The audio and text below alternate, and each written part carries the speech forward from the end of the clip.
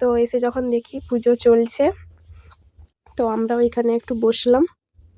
তো আমরা বসে বসে কয়েকটা ছবি ভিডিও করে নিলাম।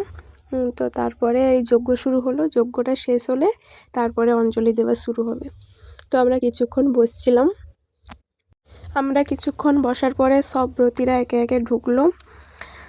তো কিছুক্ষণ পরই আমাদের অঞ্জলি শুরু হয়ে গেছিলো। তো অঞ্জলি শেষ হওয়ার পরে আমরা এই যে ধূপ প্রদীপ এগুলো জ্বালালাম।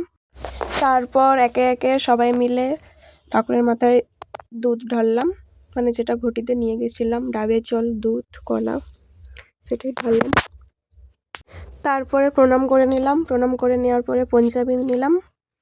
তারপরে এবার নিচে যাব, মানে মন্দিরটা উপরে ছিল, তো এখন আমরা নিচে যাব। তো নিচে এসে এই যে এখানে একটা বড় ঘন্টা আছে, তো একটু ঘন্টা বাজিয়ে নিলাম। তারপরে সব ঠাকুরকে প্রণাম করলাম। তারপর একদম নিচে চলে এসেছি। তো আজকের ভিডিওটা এই পর্যন্তই। তো তোমাদের কেমন লাগলো জানিও। দেখা হচ্ছে পরের ভিডিওতে। টাটা।